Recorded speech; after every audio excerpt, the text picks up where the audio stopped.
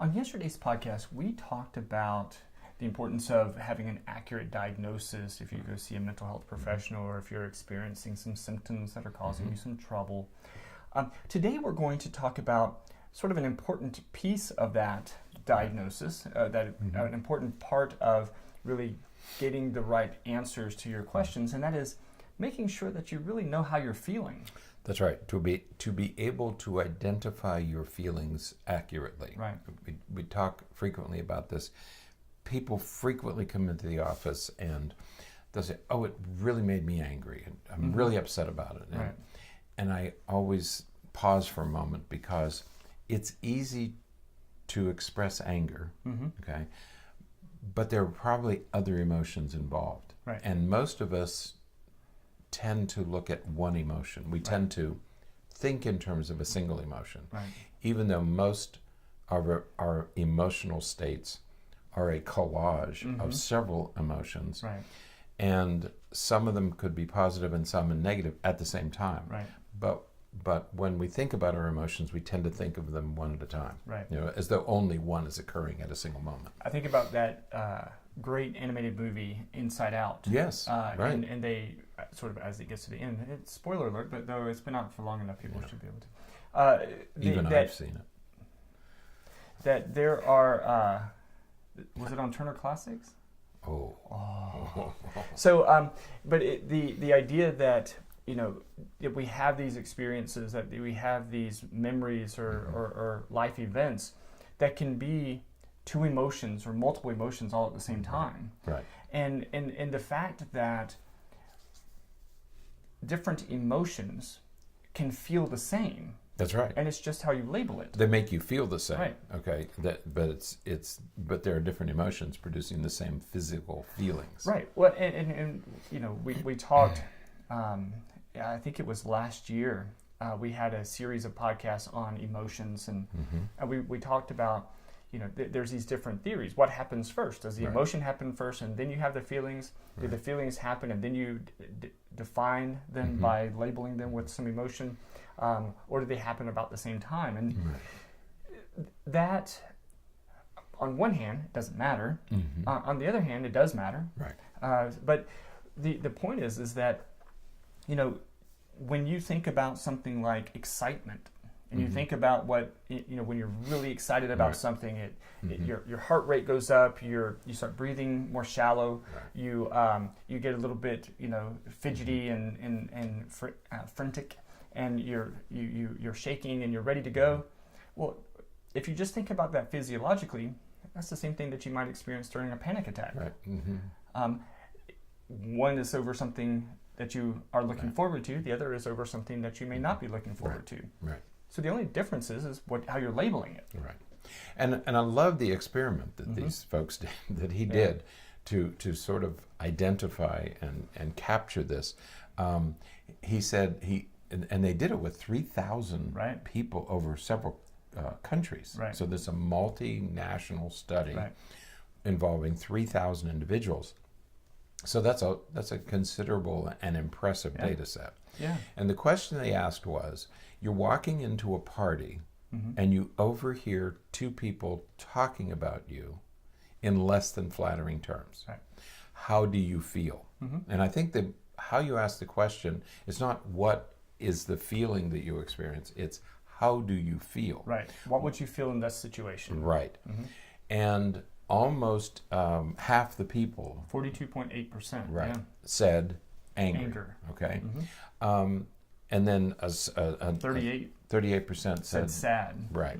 And so he lists all the feelings and what percentage of people reported that feeling. Okay.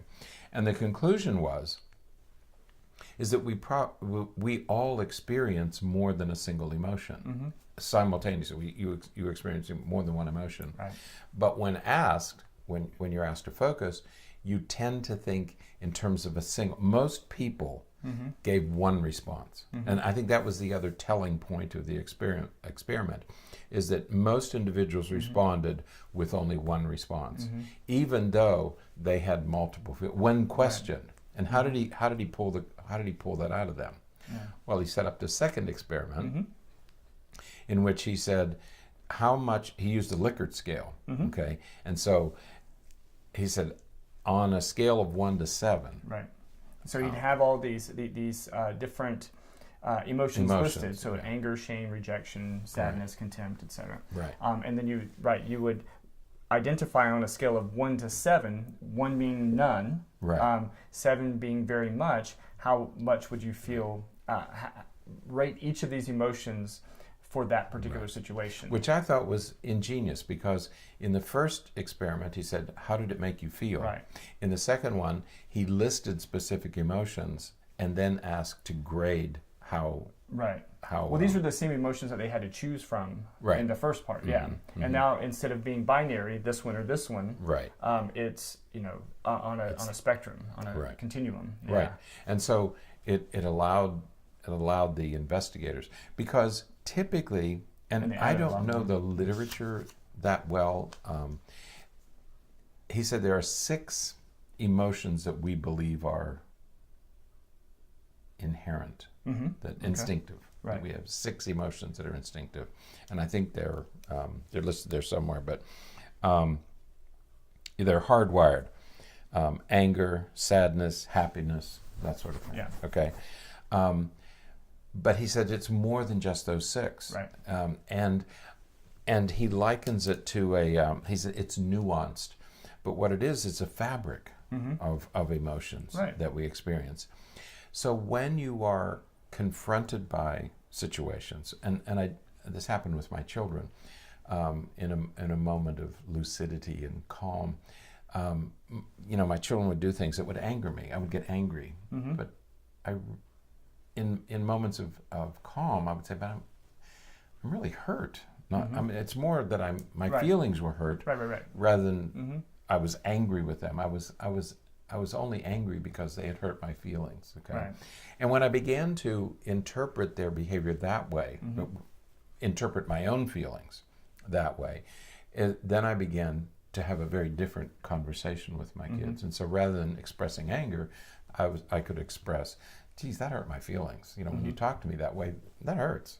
Yeah, it makes me angry, but it only makes me angry because you hurt my feelings. Right. Very different conversation. Absolutely. Same thing with your partner, same thing with a supervisor.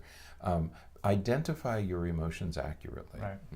Yeah. And if we really think about it, oftentimes we will identify a particular emotion. Right. But, any particular emotion isn't a singular. It's not singular. It's not monolithic. If you think of something like shame, shame is a combination of a bunch of different feelings all at one time. That's right. There's shame. There's disappointment is also involved there. Embarrassment is involved there. So there's a lot of other emotions that could be that could contribute to any particular emotion that you identify. Right.